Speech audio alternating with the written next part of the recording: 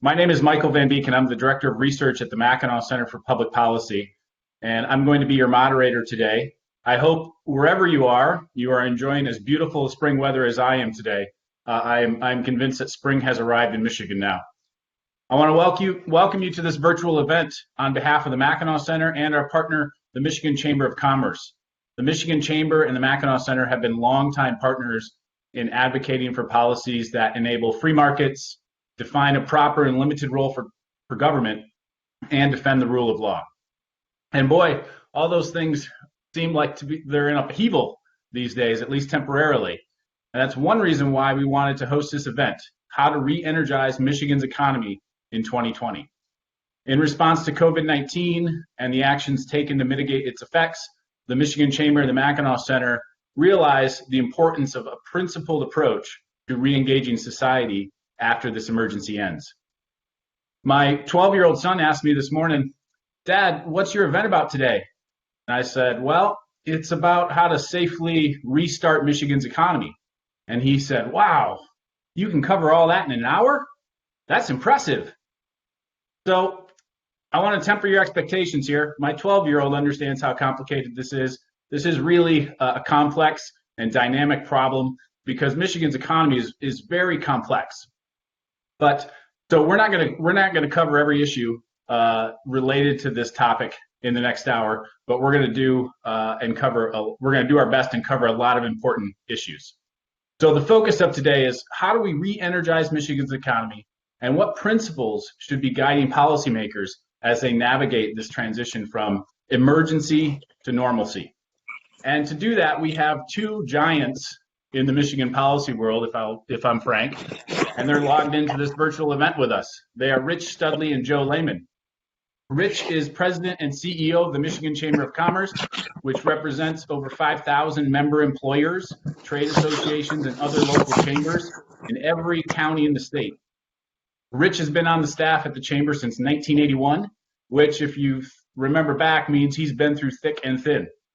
Joe, on the other hand, Joe Lehman got a relatively late start to the policy world compared to Rich, joining the party in 1995 when he left a perfectly good engineering career to join the Mackinac Center, where he's been president since 2008. Joe's been published just about everywhere, and he's trained more than 600 public policy executives, including internationally, on strategic leadership and communications. So he too knows a thing or two about complex problems. So the way this will work today is I'm going to be moderating and asking Joe and Rich some questions and getting their answers. And you'll have a chance to ask some questions too. And you can do that at any point during the presentation. So on the right side of your screen, there is a button a Q&A button. Click on that, and it should bring up a text box where you can type in a question. I'll be looking at those, and I'll ask the relevant ones to the conversation to Joe and Rich.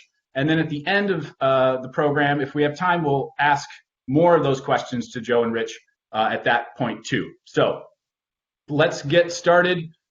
Joe and Rich, Rich, I want you to take this one first, but I want both of you to answer it. Public health or the economy, which is more important? Both are equally important. At the beginning of the temporary public health emergency, it was appropriate for the primary focus to be on protecting public health with an eye toward also protecting our economic health. The governor and others in the administration have made it clear that because of voluntary compliance with social distancing, because of good judgment on the part of employees and employers, the public health emergency is subsiding. So I think it's increasingly important as we go forward together that we focus on reopening the economy. The cold hard truth here is that many other states are doing a better job protecting lives and livelihoods. I think to a certain extent, we've been the victims of this false dichotomy that protecting public health and economic health is an either or choice. That's simply not true. I agree with Rich. Asking what's more important, public health or the economy, is like asking what's more important for people, air or water. People absolutely need air and water. And if we focused all of our resources on making sure somebody had air to stay alive, but denied them water, they would die. And the same thing would happen if we focused on the other. So it's these things meeting the needs of health and economic needs go hand in hand. You can't even have a health system without a healthy economy. You can't have an economy without healthy people. So they need to be addressed together. And I think it was very appropriate in the very early stages of the crisis for government to take a very conservative approach, because we knew much less then about what we were dealing with. How dangerous might this be? And it's okay, I think, in the beginning of a crisis for government to overshoot a little bit. If you're walking through a woods where there are known to be bears and you hear a noise, hey, it might be a bear. It's okay to run fast. But once you find out that, well, that noise you heard was really just a hedgehog, you don't need to keep running like it's a bear. And so we reject the idea that we win by focusing either on health or the economy exclusively. And so thinking about that and balancing both of those needs, how should we think about making decisions about when to reopen the economy, and when can we lift these restrictions and get back to the normal conditions that we're all eager to get back to? Michael, for the Michigan Chamber, part of the joy of working with our friends and colleagues at the Mackinac Center is your focus on fundamental principles. Our shared belief in free enterprise, personal responsibility, limited government, constitutional government. And again, to the point Joe made a moment ago, when the governor issued at the height of the public health emergency her first temporary stay-at-home order, our conclusion was that that was timely and reasonable. The problem moved from bad to worse with the governor's second order, the statewide economic lockdown, or as someone referred to it a few weeks ago, the stay in your basement order. Members of the Michigan Chamber in our conversations often refer to the current series of orders as the stay closed, stay unemployed orders. And I think the challenge is that the governor has continued to make these decisions unilaterally. One of the important messages that we have today for everyone on the call is to reach out to your state representative, reach out to your state senator, whether they're a Democrat or Republican, to remind them that our state constitution has not been suspended.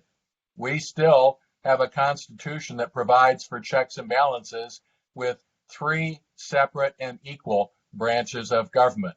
It is simply no longer appropriate for one person behind closed doors to continue to make critical public policy decisions. Yesterday, today, tomorrow, and going into next week, those decisions are being made by one person, Governor Whitmer, who is admittedly in a very difficult situation, but they are being made without meaningful input from the people's branch of government.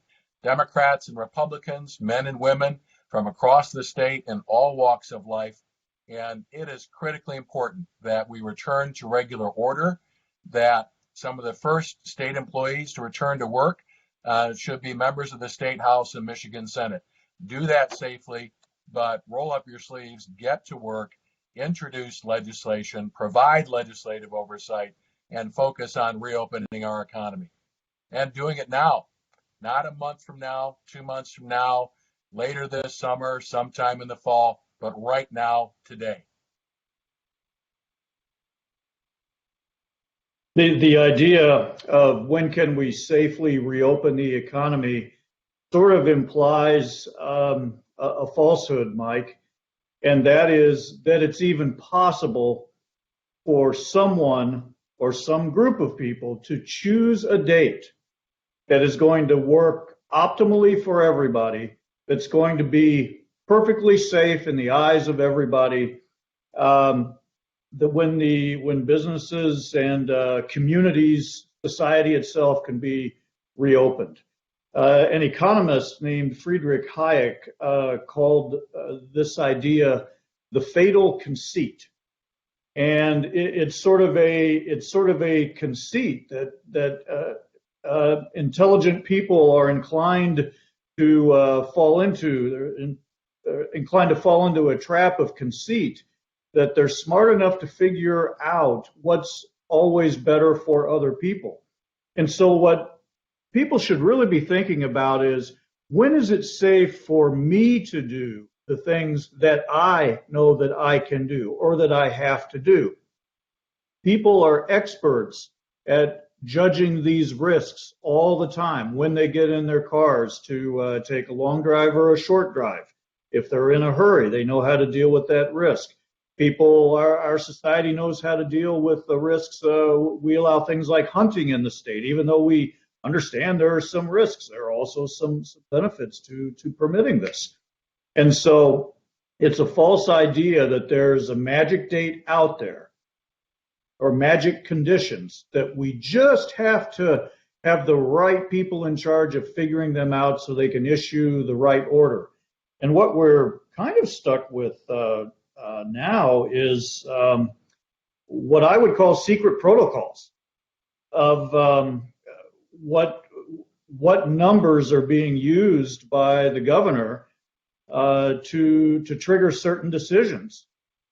We don't know, and if they've been published, I haven't seen them. We seem to be doing a better job of measuring things that have happened in the past, but not a very good job of measuring, what future conditions would trigger future decisions.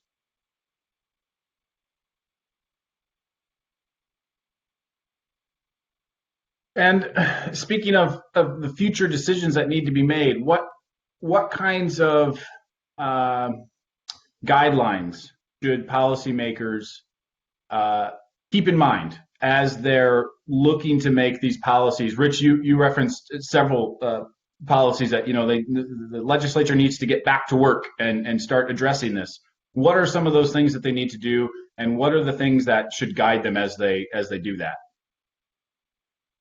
One of the challenges with state government by press conference, state government by executive order, state government by frequently asked questions, state government now by PowerPoint, is that without a return to regular order, many of the regulatory decisions that would ordinarily be made through the administrative rules process, where the department would formally promulgate or put forward draft administrative rules for review and comment by all of the interested parties, those normal, open, public, and accountable procedures have been suspended.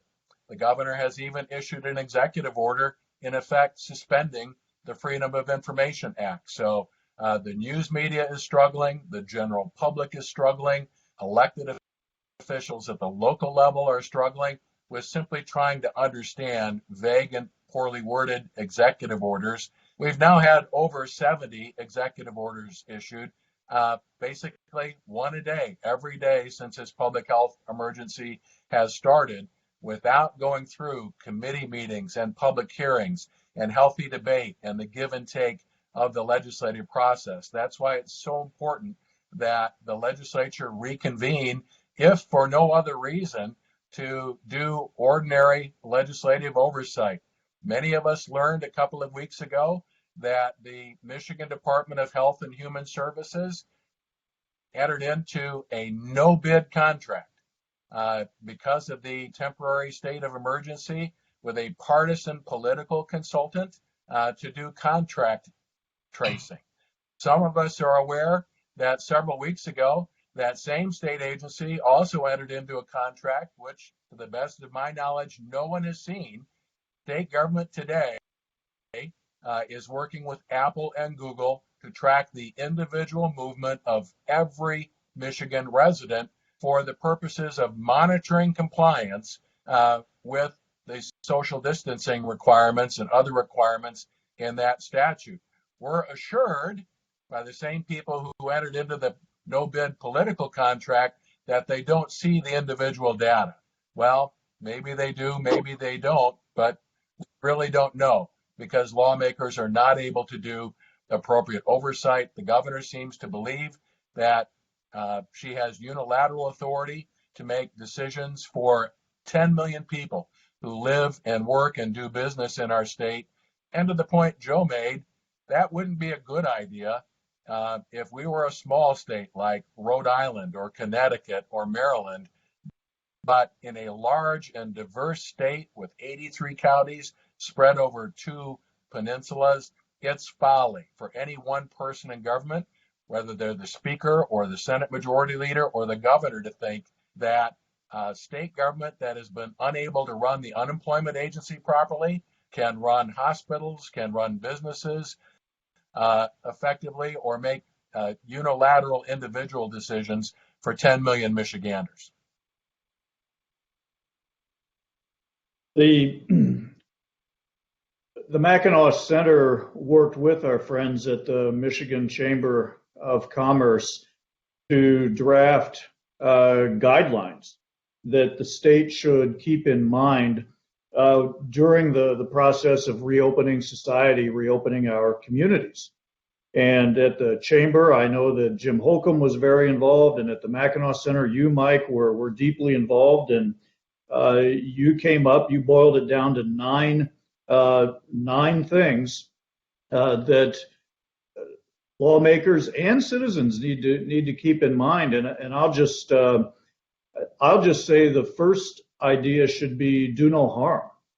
And where a little bit of harm might be the inevitable result of a quick decision motivated by a crisis, that has to be mitigated as much as possible and limited as much as possible. We were actually rather impressed with some of the governor's decisions in the first 72 hours or so of the crisis, when the state really began to become active. The Mackinac Center, the Chamber, others of our allies worked with the governor's office in doing things like ending the artificial controls on the number of hospital beds in Michigan. That's called a certificate of need law. That's been suspended. We were able to suspend some of the onerous licensing requirements on medical personnel that allowed a number of people to get treatment who maybe would not have been able to get treatment or would have had to wait. And suspending these onerous rules allowed us to get help from medical professionals in other states. It allowed medical professionals to continue to practice, even though maybe an expiration date was coming up on their license renewal or something like that. We were able to lift restrictions on telemedicine. These were all extremely helpful, and thankfully they still remain in place. But some of the reforms and changes, mandates that have been imposed since then have not been nearly as helpful. In fact, they've caused hospitals to approach bankruptcy. You know that the impositions on our communities have gone way too far in a health crisis when hospitals are laying off thousands and thousands of workers. People are suffering. People are not getting care that they need, and yet our hospitals are laying off people, and it's a massive piece of feedback that the state needs to do a better job of interpreting and remedying right away. And so what we look for more in the future are getting more consistency on the sorts of guidelines for returning to normal, more clarity on the executive orders. I believe we are now up to 70 some odd executive orders. And at last count, I think, Mike, it was you who told me those executive orders have a frequently asked questions part of the governor's website. There are 876 frequently asked questions on the executive orders. If you have more than 800 questions that are being frequently asked about anything, you don't have a clear document to begin with. It's a sign that something is wrong. And Rich is absolutely dead on right that we've essentially lost one of the best Freedom of Information Act laws in the country that we have here in Michigan. It's almost inoperable right now because of the lockdown. We can't get information on how the government is making these decisions.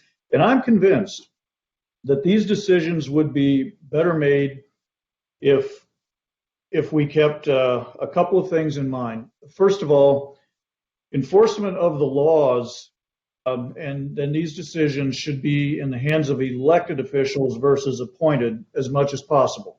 Elected officials know they have to face the people again for their decision, for any decisions or actions they take.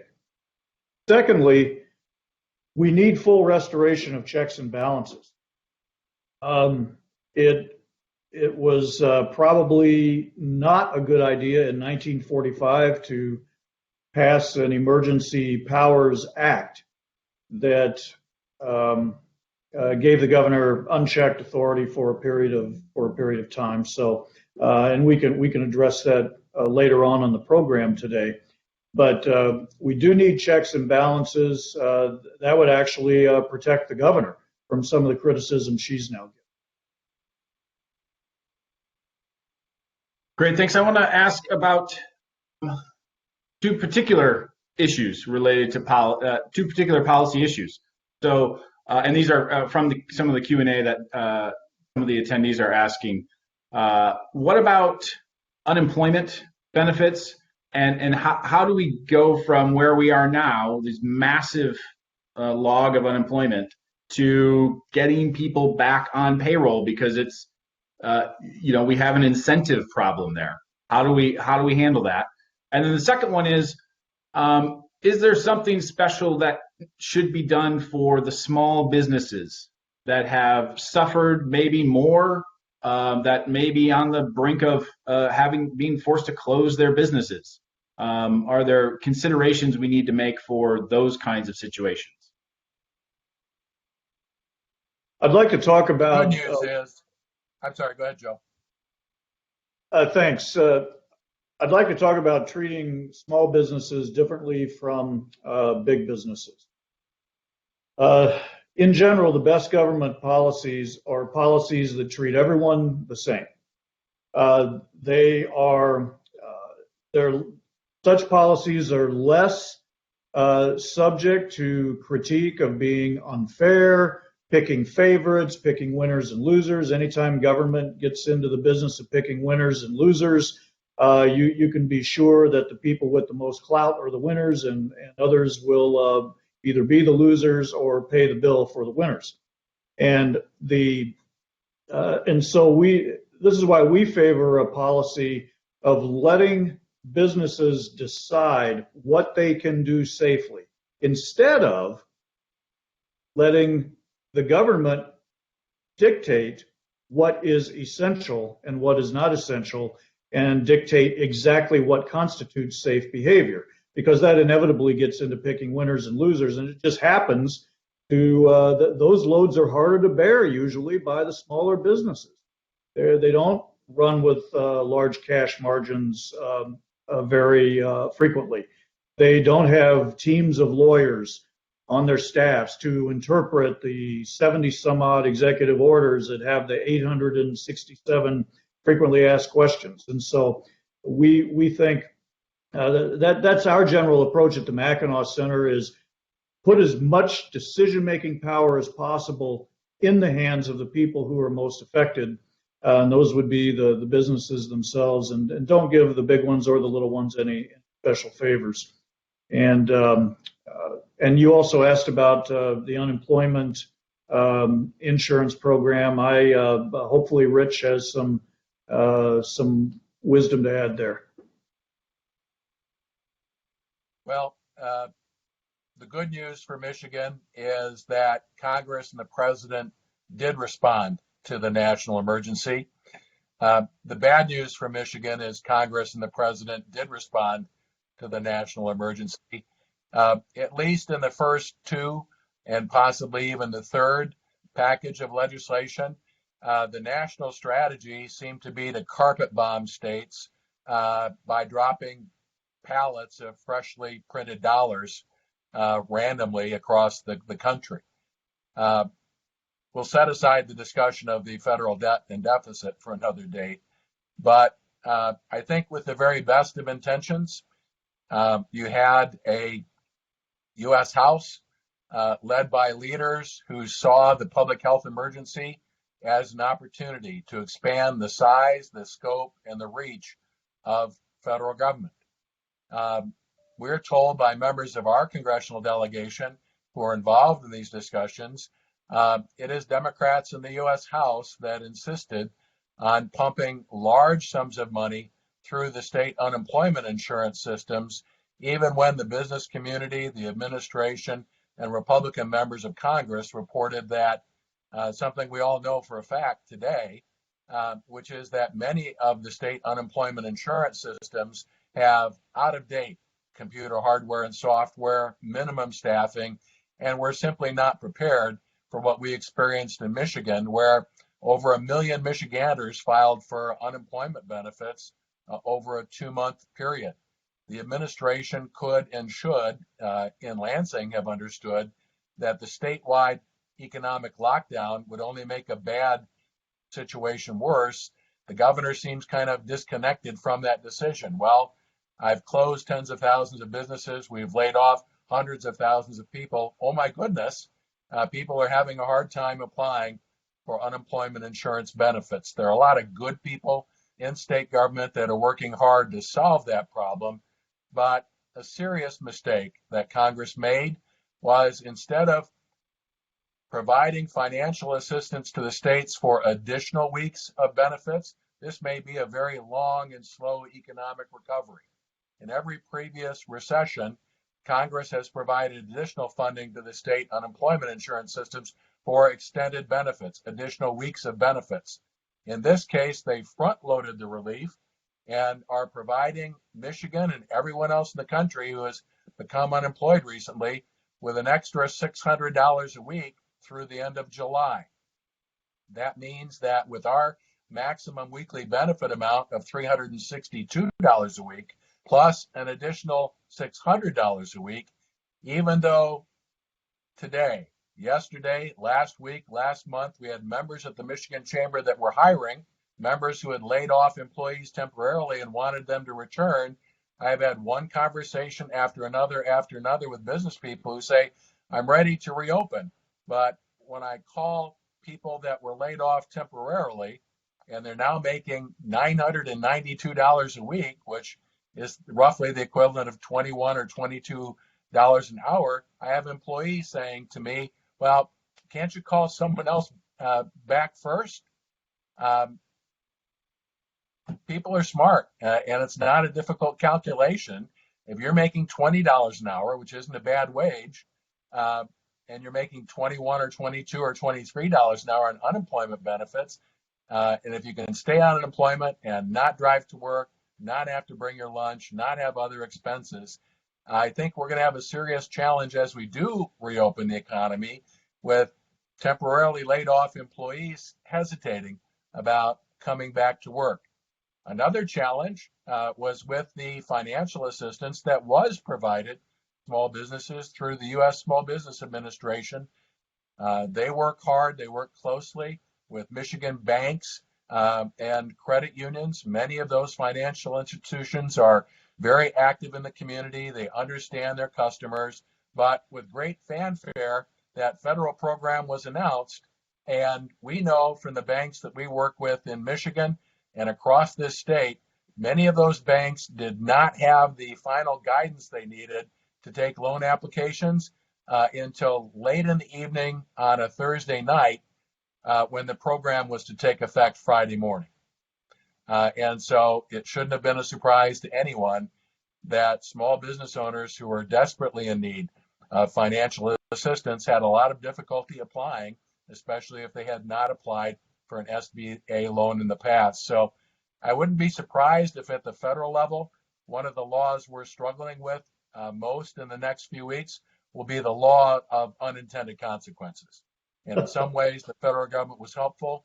In other ways, I think they made policy decisions that will only slow the return to work and restarting our economy.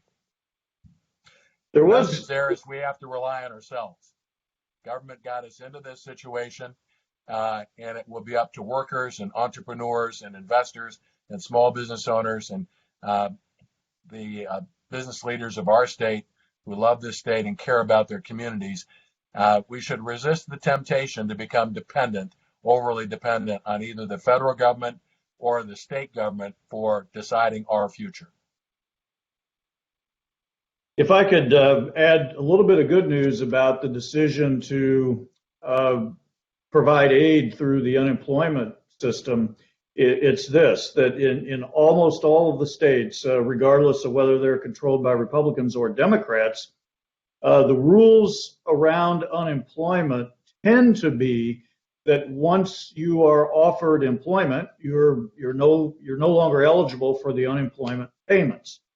And so there is a little bit of a self-limiting effect on those unemployment payments that might not exist if they had decided to provide the aid, say, through the state welfare system, where the rules are very different and they don't have sort of the natural ending when employment is offered. So that was probably a good decision compared to the alternative. And that was at the federal level. At the state level, there was one mistake that the state government made that really sort of highlighted some of the divisions we're starting to see in our society and over this argument that we're having over reopening. When a few state employees did have to be laid off. I think it was a few thousand. I don't know the exact number. They were laid off temporarily, really kind of more like a furlough, but they were eligible for unemployment. The state made the decision to automatically sign them up for unemployment payments so they could skip the onerous process of fighting their way through a barely functioning website and unemployment computer system that has left many people still without aid. And so the lesson is, well, if you work for the government, and you do get laid off, at least you don't have the hassle of dealing with what all the rest of the taxpayers have to deal with, who, for all I know, may never see an unemployment check if they can't find their way through the maze of an antiquated unemployment system that's been taxed beyond its ability to perform. Well, moving kind of into if we think a little bit about the post-emergency era, that period, we hear all kinds of forecasts about how terrible the economy is going to be and how long it may take to recover and all these sorts of things. What are some policy guidelines and maybe even in particular policies that could be used to help in that period where we're trying to recover economically from the shutdown? If we go back to one of the original principles that the Mackinac Center and the Chamber agreed on, it was to do no harm. We might want to revise that to stop doing harm.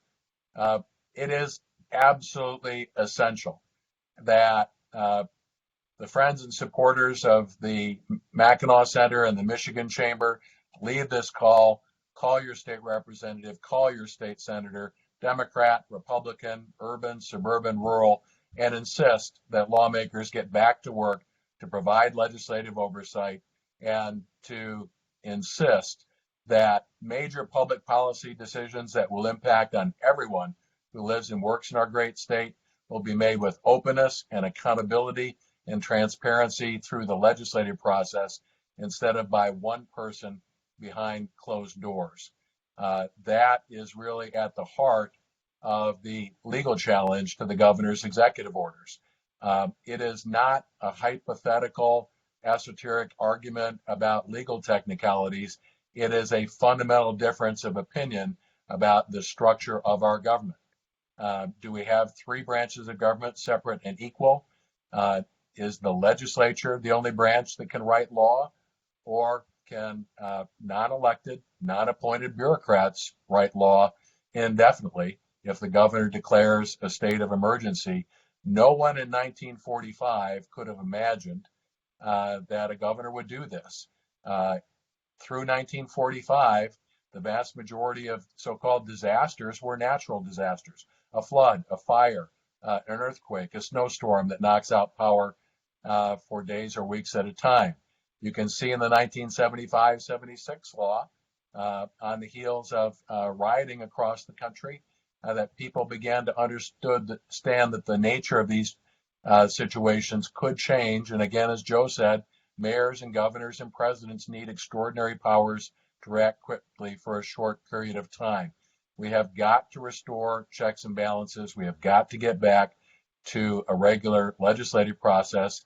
And we have to help the good people in the administration who have never owned, never operated, never run a business understand the permanent economic damage they are doing. We must insist that when the current orders expire at the end of this month, that they are not extended again for months and months and months. We have hundreds of Michigan Chamber members who are in serious financial trouble. I can tell you that especially seasonal businesses, if they are not allowed to go into Memorial Day, many of those companies have only June, July, and August, 3 months, to make 90% of their revenue for the entire year. If they are not allowed to reopen soon, as in the next few days, the next few weeks, many of those businesses will permanently close, doing irreparable harm to many small communities and a large part of our state. We also have to allow agribusiness to reopen for business. The governor shut down greenhouses. She said that they weren't essential. Well, maybe planting flowers isn't absolutely essential, but as one greenhouse operator said in a discussion with a state senator, who said, well, you can sell your products later. The answer was, Senator, no, you have to sell Easter lilies at Easter. And so, again, I think you have an administration, well-intentioned, that doesn't understand that seasonal businesses and agribusiness have their own calendars. And we have to reopen those segments of the economy as quickly as we possibly can. Rich is right. The very first thing we need to do is make sure that when the next crisis comes, and there will be a next one, that we are never left without a working system of checks and balances to navigate through the crisis.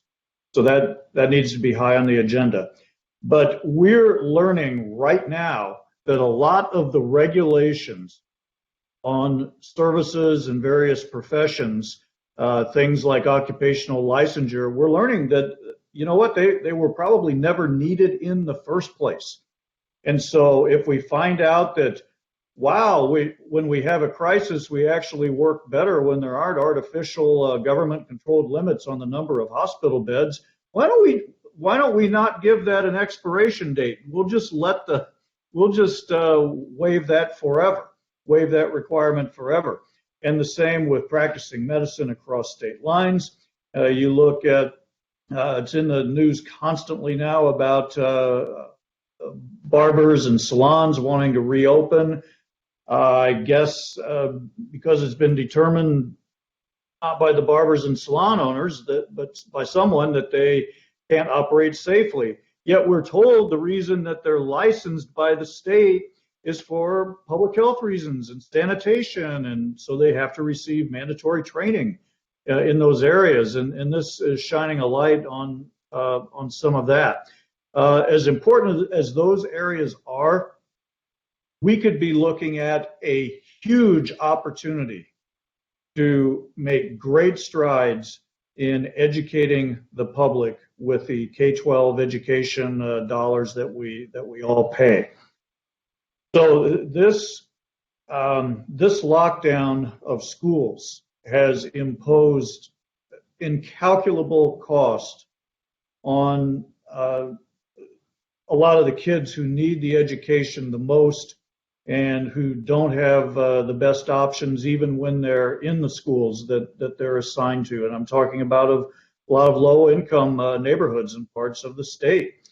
And for years, defenders of the status quo have tried to keep education dollars from following the student where they go. Well, a lot of parents right now are just livid that after all of this money being spent trying to add technology to the classroom, that when we needed to rely on that technology the most, it just wasn't ready in very many places. And a lot of schools and their teachers made valiant efforts to make it work, but these kids are at home. Parents had to make different childcare arrangements. The online education is working very unevenly across the state, to put it mildly. And so even though some of them are livid about that, I think they'll forgive a K-12 system for not being prepared for a global pandemic. What they'll be much less forgiving of is what happens this fall, when it's time for the kids to go back to school, and the schools really still aren't all that ready. And there will be many that aren't ready. Again, some will do better than others. And so more parents than ever before will be seriously considering options outside the government school system. And it is time to challenge the notion in Michigan that dollars that are taxed to pay for the education of a child shouldn't follow that child whatever school they choose, whether inside or outside the public system. It's time to challenge that, and we may have a good opportunity to. One of the reasons we need a taxpayer-friendly, business-friendly legislature to be back in session is to provide legislative oversight, to make an adjustment to the current state budget, which runs through the end of September, and to start working now on the next state budget. Part of the call to action, part of the alert that we need to share with everyone on the call is to understand what's coming next. State government is already facing a multi-billion-dollar budget deficit. Those that are less concerned about limited government, personal responsibility, and free enterprise, those who want to grow the size and scope of government, they are ready. They are laying the groundwork for solving this problem with a massive tax increase. Governor Whitmer and House Democrats have already laid out their solution. They would like to move to a giant income tax increase. Their plan to solve state government's budget problem will not be to see this as an opportunity to set priorities and to restructure and be more efficient and effective. They will see it as an opportunity for a massive expansion of the size and the scope and the cost of government. Their solution will be later this summer, early this fall, to push and push hard for a job-killing graduated income tax, a massive tax hike on entrepreneurs, those who work, those who save, those who invest. That is one of the very real dangers we will face in the upcoming budget battle. There are many in Lansing who will make a half-hearted attempt at mindless across-the-board budget cuts everywhere, as though every program and project was equally important. They will try to inflict as much pain as they can and then talk about a temporary tax increase to solve the problem. There's nothing quite as permanent as a temporary government program. There's nothing quite as long-lasting as a temporary increase in the income tax. So those of us who have been around for a while know where this is heading. The other thing I can tell you after 40 years of working in Lansing as a legislative staffer and a chamber executive is the one thing we know about bureaucracies is they never, ever willingly give up power. And there's been a massive accumulation of unfettered power in the executive branch of state government. Some departments and state employees use that power responsibly. Others have already demonstrated that they can't resist the temptation to pursue personal or political agendas at taxpayer expense. Joe, I wonder if you could kind of segue into talking a little bit about something that Rich alluded to, the big problem that states are looking at with significant reduction in revenue, tax revenue. States are looking at huge deficits potentially. We're hearing, horror story type numbers. What can policymakers do? How does that relate with the federal government? Is there a role there? Can you walk through some guidelines on that issue? Sure. Rich is right about this, that we'd better get ready for a proposal for the mother of all tax hikes. That proposal is coming because in the end, if historic patterns hold, people who favor growing government will decide that it is just much easier to try to get the taxpayers to go for a tax hike, maybe call it temporary, than it is to set priorities in the budget and cut spending. And so cutting spending is hard. Everybody benefits in some.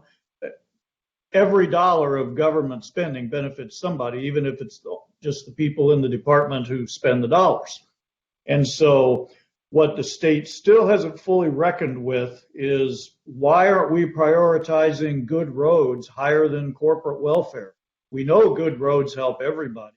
We know good roads are fundamental to economic development, yet we still spend hundreds of millions of dollars a year through a department that has economic development in its name, but that really is all about favoring some business at the expense of other businesses and all taxpayers.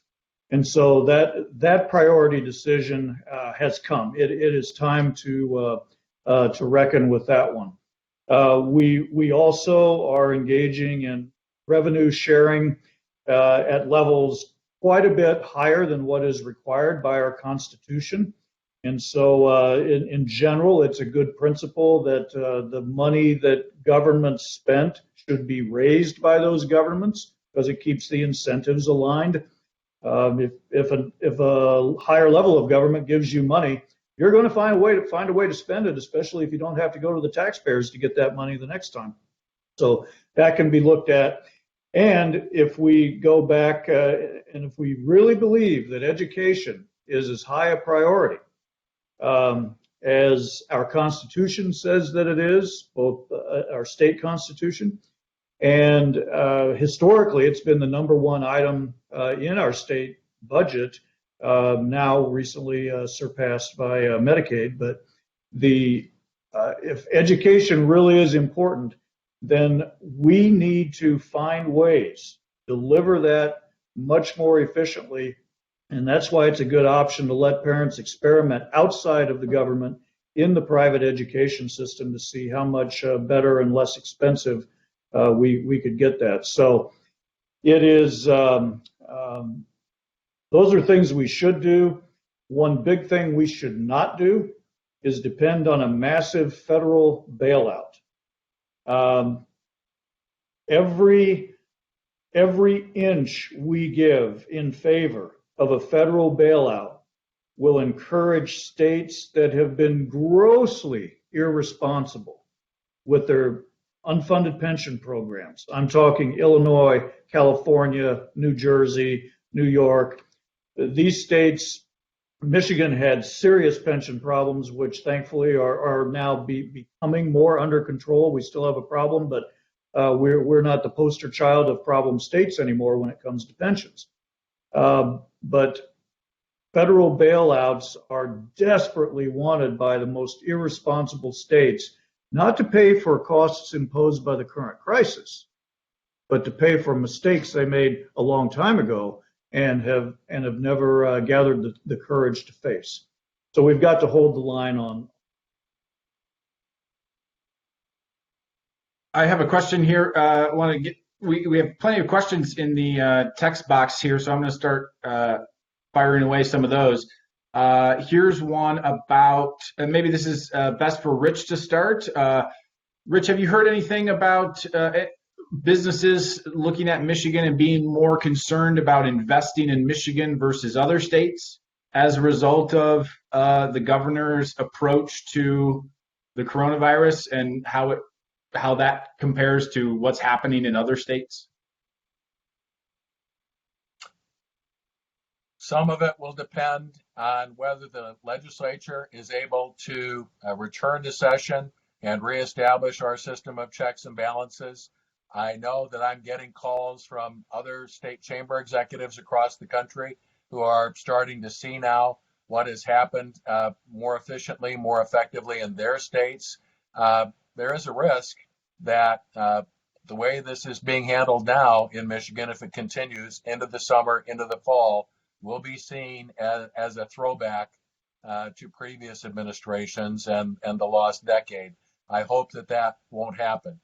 I think that we should be encouraged if we can allow businesses to safely reopen soon. I know from talking with the business people we represent, they are anxious to get back to work. They are ready, willing, and able to get back to work safely. The underlying fundamentals of our economy are still strong. There were times in the past where we couldn't always say that, but I think the fundamentals are much better today than they have been in previous decades. We can bounce back if we just unleash free enterprise. I think Rich said it well. Rich said it well. I have a question here about the power challenge or struggle that has been alluded to a couple different times between the governor and the legislature. So there is a question about the 1945 emergency power law. Where does the chamber stand on that? Where does Mackinac stand on that? How should we approach that question of what kind of emergency powers should we have in the state? The Mackinac Center the Michigan Chamber is. Go ahead. Go ahead, Rich. Our view at the Michigan Chamber is governors and mayors need extraordinary short-term powers to deal with natural disasters, with emergencies. But after several months, after 70 or more executive orders, I don't imagine anyone in 1945 thought that a temporary emergency would become indefinite and that one person would seek to run all of state government for 10 million people. We have to fight now to restore our economy. We have to fight now to make it clear that our Constitution has not been suspended. We support the call of the Speaker of the House and the Senate Majority Leader for a return to regular order and shared responsibility between the legislative and executive branches to set public policy together. Unilateral government is failing our state now. Back in March, the Mackinac Center published a very nice piece, and Mike, you wrote it on the emergency powers of the governor, and that we've gotten a ton of website traffic on that because it's a question that now is being thought of by lots of people who didn't think about it before. It's become very clear that Michigan has two statutes that in a sense are kind of dueling with each other. Two statutes give the governor emergency powers, and the governor has chosen the one that gives her the most leeway in most ways. And we shouldn't be surprised by that. It's just a matter that the first statute should have been nullified when the second one was passed, and the the Michigan courts will now decide to what extent that should be assumed to have happened. The legislature filed suit against the governor's position there, I guess, a few days ago. So it's very important that we need to have a statute that grants emergency powers that are of short duration, limited power for specific purposes. It's not an easy statute to write because it's just hard to predict what kind of crises may come, but they need to be, governors need to, and legislatures need to use their power with consistency, with clarity, and with transparency. And here's why. It's good politically for them. Americans and Michiganians will put up with a lot for a reasonable period of time for a very clear goal, enduring inconveniences and even pain that are closely and clearly linked to achieving that goal. That's one of the things that makes America great, and it's one of the things that makes Michigan great. The way these laws are being executed right now is breaking those links because people don't have clarity about how it's helping us get to the goal. Not even sure what the goal is, or if it's even achievable. We have what I have called secret protocols on a 6-phase reopening plan that are woefully short on numbers from an administration that says we're relying on science and data. So that's now that we've been through this experience, we're in a better position to write a better emergency statute. Okay, well, we have run out of time. I want to thank everyone for attending and for viewing this virtual event. I want to thank Rich and Joe. Thank you very much for your time. And to everyone who is attending, look out for future events that the Mackinac Center, future virtual events that the Mackinac Center will be hosting. You can see that on our website, mackinac.org. And just a reminder, too, that the Mackinac Center is a nonprofit 501c3 think tank that is dedicated to improving the lives of Michiganders everywhere in the state, promoting individual liberty and free markets. And if you would like to learn more about the Mackinac Center or donate, check us out at our website at mackinac.org. And I also want to encourage you to go to the Michigan Chamber's website. They have there a COVID-19 toolkit that should be useful and helpful for many businesses, small business owners, and their members as well. So go and check that out. And thank you again for attending. Thank you again, Joe and Rich, and to everyone, stay well, and we hope to see you again real soon.